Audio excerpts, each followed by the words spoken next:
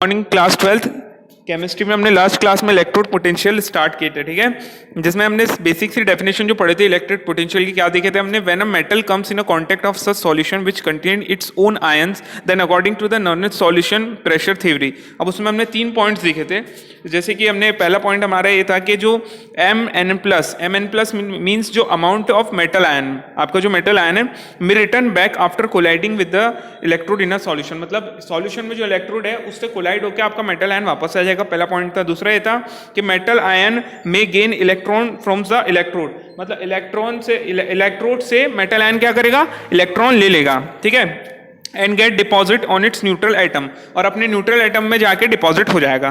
तीसरा पॉइंट क्या था, मेटल एटम ऑफ इलेक्ट्रोड में leave valence of electron on the electrode. Metal atom जो रहेंगे क्या होगा, अब मेटल एटम जो रहेंगे वो इलेक्ट्रॉन के लिए एक खाली स्पेस, वैलेंस इलेक्ट्रॉन के लिए खाली स्पेस छोड़ देंगे, ठीक है, and go into the solution as metal cation, और सॉल्यूशन में मेटल कैटायन में चेंज होके मिल जाएंगे या घुल जाएंगे एक तरीके से, ठीक है। अब उसके आगे हमने 4 डायग्राम्स जो है पेज नंबर 94 में देखे थे, जिसमें 2 नेगेटिव चार्जेस के थे कि नेगेटिव चार्जेस कैसे प्रोडक्शन होता है। अब हम देखेंगे आज पॉजिटिव चार्जेस का प्रोडक्शन। तो आप नीचे के 2 डायग्राम पे फोकस करें। ये जो 2 डायग्राम मैंने बनाया है, अगर आप पहला डायग्राम देखेंगे तो ये बता रहा है कि एक सॉल्यूशन है, इलेक्ट्रोलाइटिक सॉल्यूशन नॉर्मल, उसके अंदर कुछ अमाउंट में चार्जेस है, पॉजिटिव नेगेटिव चार्जेस, बीच में आपका मेटल रॉड है या इलेक्ट्रोड है, ठीक है, ये इलेक्ट्रोड है। तो आपके जो आयंस रहेंगे, मेटल आयंस, यहाँ पे पॉजिटिव चार्जेस कैसे प्रोडक्शन हो रहे हैं मैं बता रहा हूँ आपको। जो पॉजिटिव चार्जेस रहेंगे ये इसकी तरफ अट्रैक्ट होंगे, किसकी तरफ, इलेक्ट्रोड की तरफ। और सेकंड वाले डायग्राम में हम क्या देखते हैं कि कुछ पॉजिटिव चार्जेस जो है अभी भी सॉल्यूशन में है, और कुछ पॉजिटिव चार्जेस है वो इलेक्ट्रोड के अंदर जा चुके हैं एक तरीके से। तो वो क्या कर रहे हैं, ऑक्सीडेशन कंप्लीट कर अपना। तो ये जो रॉड है इसमें कौन सा चार्ज आएगा, पॉजिटिव चार्ज आएगा, ठीक है। अब पेज नंबर 95 में आप देखेंगे तो हमने ये चीज पढ़े थे कि ये जो है इक्विलिब्रियम मेंटेन होने तक कि ये चार्ज का ट्रांसफर होते रहेगा, मतलब इलेक्ट्रोड में कुछ चार्ज आएंगे और इलेक्ट्रोड से कुछ इलेक्ट्रॉन्स रिमूव होंगे। तो ये तब तक होगा जब तक कि इक्विलिब्रियम डेवलप ना हो।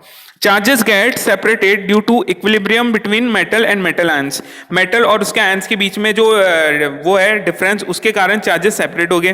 This generate a potential between metal rod and solution, उसके कारण एक पोटेंशियल डेवलप होगा किसके बीच में, मेटल रॉड और सॉल्यूशन के बीच में।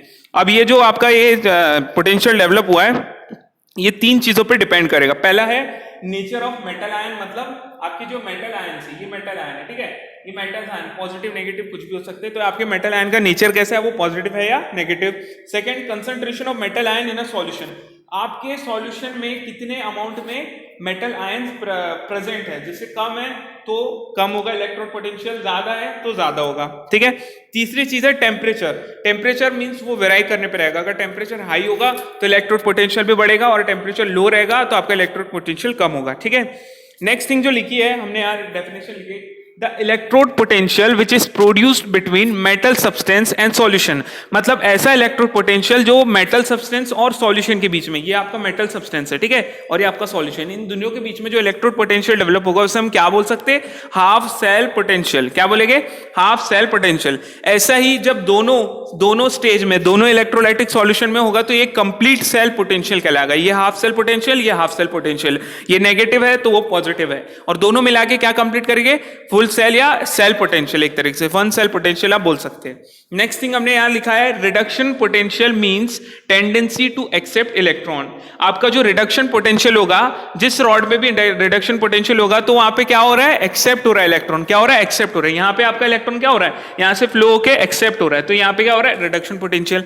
While oxidation potential means to release electron, और ऑक्सीडेशन पोटेंशियल मींस इलेक्ट्रॉन को रिलीज करना या लूज करना, जो यहां पे हो रहा है आपका इलेक्ट्रॉन यार लूज हो रहा है। डेनियल सेल का आप फुल एग्जांपल देख सकते हो, उससे आपको इजीली समझ में आएगा। यहां पे एग्जांपल ये है, जिंक का अगर इलेक्ट्रोड पोटेंशियल है 0.76 वोल्ट तो उसका अपोजिट हो जाएगा रिडक्शन पोटेंशियल जो होगा, ये ऑक्सीडेशन सेल पोटेंशियल है, और ये रिडक्शन सेल पोटेंशियल आप देखेंगे तो करेक्ट उसका माइनस, मतलब अपोजिट हो जाएगा। 0.76 वोल्ट था तो ये माइनस 0.76 वोल्ट हो जाएगा, ठीक है, इजी है।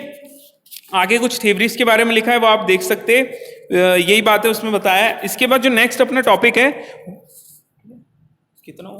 स्टूडेंट्स अभी हमने इलेक्ट्रिक पोटेंशियल समझ लिया कैसा है, मतलब प्रोडक्शन ऑफ पॉजिटिव चार्ज और नेगेटिव चार्ज कैसे होते हैं। नेक्स्ट थिंग जो आपका टॉपिक है वो है पेज नंबर 95 में इलेक्ट्रोमोटिव फोर्स ऑफ सेल।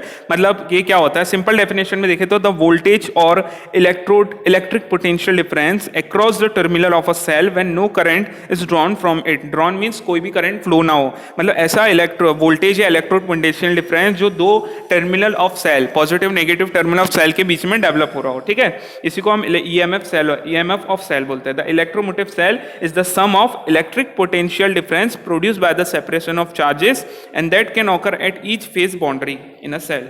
ये इसका फॉर्मूला है, EMF is equal to W upon Q, where W is the energy requirement to flow a charge. Charge क्या है? Q। तो मतलब W is the energy requirement to flow a charge on a circuit. इसके आगे जो भी EMF के detail study है वो हम कल की क्लास में देखेंगे, ठीक है। Thank you.